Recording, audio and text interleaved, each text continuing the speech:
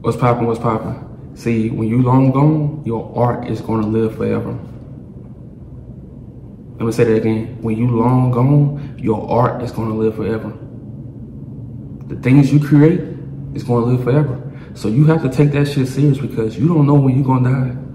You don't know, you walk outside, you get in a bad car accident, or you get a phone call tomorrow, you go to the doctor, they tell you got cancer. You go to the doctor, they tell you, oh, something wrong with your brain. They tell you got stomach cancer. They tell you, oh, you got blood clot. Oh, you got a tumor. You never know. So the art you create each day has to reflect the way you feel about the world. It has to reflect, like I said in the last video, you have to turn your darkness into light. It's important that you take your art serious. And it's important that you stop waiting for other people to put you on. No one has to put you on. You photographer, drop your own books. You a singer, put out your own albums. Put out your own singles. Make your own videos. Put the money up, make your own videos. You a painter, paint your own work, sell it. Simple. You know? For example, when I first started my photography, guess what I did, man? I did research on 80% of the photographers that was in the 50s, 60s, 70s. Like, I just watched documentaries all day, every day. And I took notes. Photographers like Richard Avedon, Gordon Parks, like my favorites. And I watched their documentary over and over. I watched it over and over, took notes of how each step that they took. And I learned Richard Avedon, he had photography books. So I say, you know what? Every year I'm going to put out a photography book. Every year, you know. I put out one in 2019, 2020.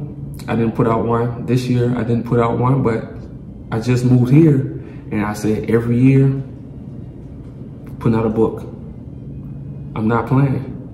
You know, you have to look at your art, how you look at these celebrities, how you look at all these celebrities. You have to look at your art like that. It's no difference between them and you. It's just they consistent and they believe in themselves. Even when you have doubt in yourself, you have to know where you headed to. You know, stop thinking your work it doesn't mean anything. Trust me, it's someone in this world that needs to hear your song. It's someone that needs to hear you rap. It's someone in this world that needs to see you build that house. It's someone in this world that needs to see that drawing that you got. It's someone in this world that needs to see that picture. It's someone in this world that needs to see that video that you create. Someone needs to see that to be inspired. So the longer you sitting on your gift and your art, you disrespecting yourself. You know, and that's why a lot of people, I'm not gonna say that that's like the main reason depression is here, but it's one cause, because you know you're supposed to be doing something and you're not doing it. You know, and then you get online and you're like, damn, they living the life I want to live. But you can live that life too. It's just the steps you take. So do your research. You a singer, go back and look at all the great singers. Take notes. You a videographer, go back, look at the videographer. Take notes. You a rapper, go back, look at all the rappers. Set yourself apart. You already unique, but put that, you know, don't try to be like nobody else. You a painter, don't try to be like nobody else. Be you. You know, your art is very important, so you have to take it serious, because if you don't take it serious, I promise you, it's going to be a day where you're on your deathbed and you're going to be like, damn, I wanted to do this, but I didn't do it. You know, and that's one of the worst regrets. I'm telling you, I talk to people all day, and the older people, they always tell me, I had a lady tell me, oh, my stepmom wanted me to be this because she said it wasn't no money in photography. And she's like 60 now. She said, I wish I would have did photography. You never want to be that person when you get 60 and say, I wish I would have did. Nah.